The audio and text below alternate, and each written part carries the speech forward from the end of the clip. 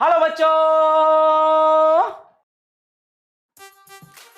फिर से एक नए सफर की शुरुआत, एक बहुत ही शानदार शुरुआत। इस प्लेटफॉर्म पे हम शुरू करने जा रहे हैं क्लास 11 का मैथमेटिक्स कोर्स। वादा किया गया था कि फ्री कोर्स आते रहेंगे और वो वादा यहां पे निभाया भी जाता है। क्लास 11 का मैथमेटिक्स कोर्स शुरू हो चुका है।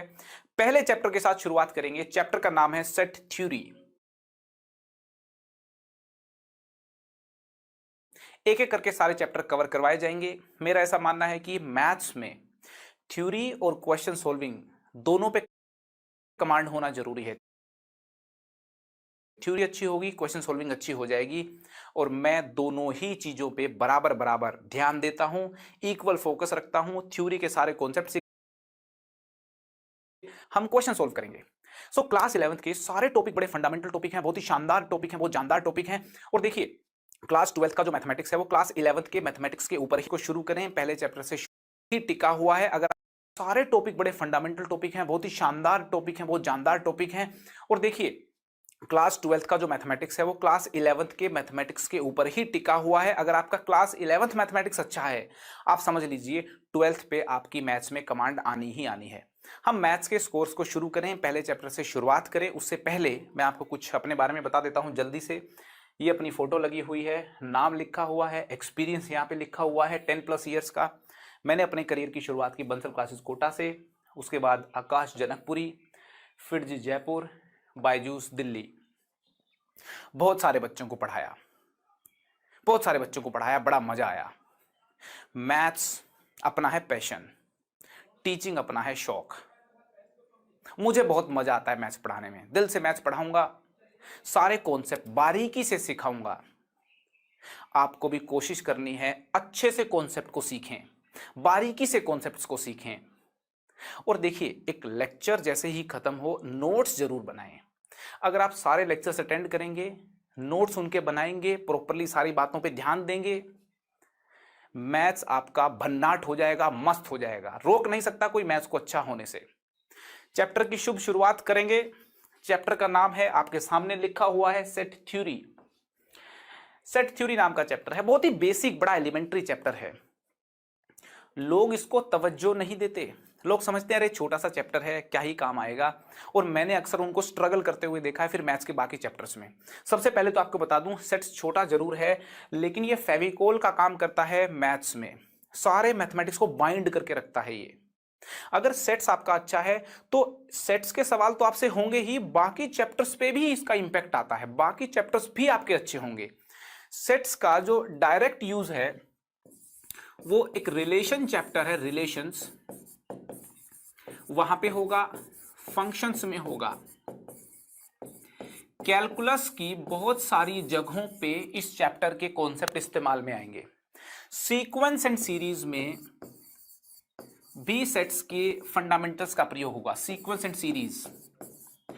और प्रोबेबिलिटी बहुत ही शानदार चैप्टर है, बड़ा मस्त चैप्टर है, मद मस्त चैप्टर है। प्रोबेबिलिटी जो चैप्टर है, प्रोबेबिलिटी में सेट्स सारा ही यूज होता है। सेट्स के जितने कॉन्सेप्ट हैं सारे प्रोबेबिलिटी में यूज होंगे। और प्रोबेबिलिटी क्लास 11th के सिलेबस में भी है, 12th के सिलेबस में भी है। और देखिए, कैलकुलस पूरी 12th क्लास में है, रिलेशन फंक्शन 11th 12th दोनों में है, सीक्वेंस क्लास 11th के सिलेबस में है। आप देख सकते हैं सेट थ्योरी का बहुत ज्यादा प्रयोग होता है। सेट को बड़े अच्छे से सेट के साथ सेटिंग कीजिए, सारे कॉन्सेप्ट जो है अच्छे से क्लियर कीजिए। आप इन सारे चैप्टर्स में आपकी बहुत हेल्प होगी। सेट्स की जो सिस्टमैटिक थ्योरी है वो सबसे पहले जॉर्ज कंटूर ने दी। ये दाढ़ी वाले भैया जो आपको नजर आ रहे हैं, देखिए दाढ़ी इनके है, बड़ा पेंट कोट एकदम पहने हुए हैं, जॉर्ज कंटूर इनका नाम है। इन्होंने सेट्स की सिस्टमैटिक थ्योरी दी, तो इनको श्रेय जाता है सेट्स की पूरी थ्योरी बनाने के लिए। इनके बारे में खास बात बता दूं मैं आपको, बहुत शानदार मैथमेटिशियन थे, बड़े मस्त मैथमेटिशियन थे। और वायलिन बजाते थे, शौकीन थे एकदम, सारंगी बजाते थे खूब मस्ती के साथ। और इनके फादर, इनके दादाजी म्यूजिक के बहुत शौकीन थे, ये भी म्यूजिक के बहुत शौकीन थे। मैथ्स और म्यूजिक दिल में था, दिल से निकलता था। बहुत शानदार मैथमेटिशियन थे। इन्होंने ही सेट थ्योरी चैप्टर को, जो आज हमारे बीच में है, जो आज हम और आप इसको सीख रहे हैं, इसको डिजाइन किया था। शुरुआत करते हैं सेट्स के डेफिनेशन के साथ। शुरुआत करते हैं सेट्स के डेफिनेशन के साथ। मुझे मालूम है आपके पास सेट्स की नॉलेज होगी, आपको सेट्स मालूम होगा, सेट के कुछ कॉन्सेप्ट मालूम होंगे। मैंने बहुत सारे स्टूडेंट्स देखे हैं जिनको सेट्स आता है, ऐसा बोलते हैं कि आता है, लेकिन जब मैं उनसे इंटरेक्ट करता हूं तो मुझे मालूम चलता है कि उनको आधी नॉलेज है, और आधी नॉलेज बहुत खतरनाक होती है क्योंकि वो नेगेटिव नंबर आते हैं फिर सवालों में। तो इसलिए सारे कॉन्सेप्ट बिल्कुल ध्यान से देखें। कुछ कुछ आपको आता होगा, लेकिन सेट्स के सारे कॉन्सेप्ट आने बहुत जरूरी हैं, एक सिस्टमैटिक तरीके से आने बहुत जरूरी हैं, और सेट्स का प्रयोग बता चुका हूं, बाकी चैप्टर्स में बहुत होने वाला है। तो सेट को सीरियसली समझें और एक एक कॉन्सेप्ट को ध्यान से समझें, चाहे वो इजी हो चाहे वो टफ हो। ओके, शुरुआत करते हैं डेफिनेशन के साथ। आपके सामने डेफिनेशन मैंने लिख दी है। A set is a well defined collection of distinct elements. यहां पे दो शब्दों पे ध्यान देना जरूरी है, तो वेल डिफाइंड कलेक्शन होना चाहिए और डिस्टिंक्ट ऑब्जेक्ट्स का होना चाहिए। वेल डिफाइंड कलेक्शन किसी भी चीज का हो सकता है, नंबर्स का हो सकता है, वेरिएबल्स का हो सकता है, लोगों का हो सकता है, प्लैनेट्स का हो सकता है, बुक्स का हो सकता है, कुछ और ऑब्जेक्ट्स का भी हो सकता है।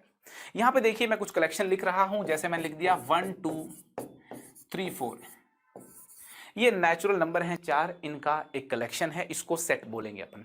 कोई भी वेल डिफाइंड कलेक्शन हो डिस्टिंक्ट ऑब्जेक्ट्स का, उसको अपन सेट बोलेंगे। यहां पे मैंने बोला डिस्टिंक्ट ऑब्जेक्ट्स होने चाहिए। अगर देखिए आप ऐसा कुछ लिख देंगे तो ये सही तरीका नहीं है सेट को लिखने का, इसको सेट अपन अक्सर नहीं बोलते। तो डिस्टिंक्ट एलिमेंट्स होने जरूरी हैं।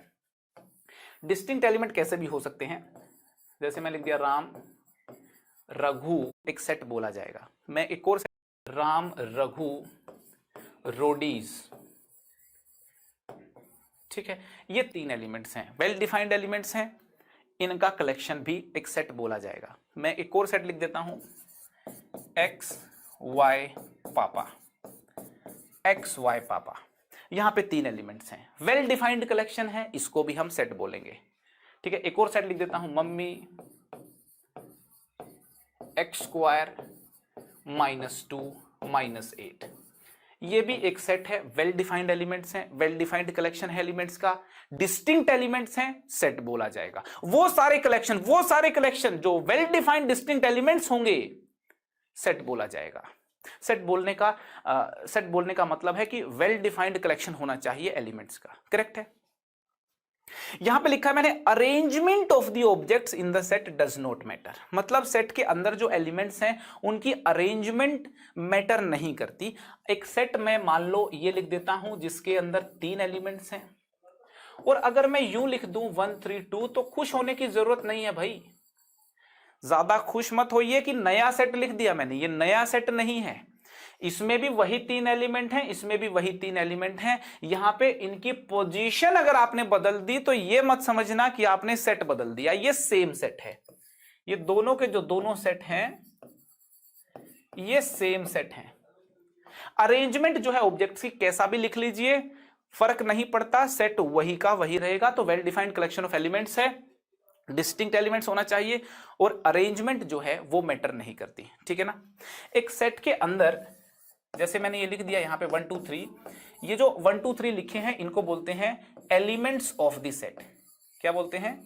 Elements of the set. इनको मेंबर्स भी बोल देते हैं, एलिमेंट्स और मेंबर्स ऑफ द सेट। ठीक है ना, elements of the set, members of the set, या इनको ऐसे ही बोल देते हैं objects of the set. Elements बोल लीजिए, ऑब्जेक्ट्स बोल लीजिए, मेंबर्स बोल लीजिए, सेट के एक ही बात है। करेक्ट है। सेट की डेफिनेशन आई होप एकदम क्लियर होगी। यहां पे देखिए आपके सामने स्क्रीन पे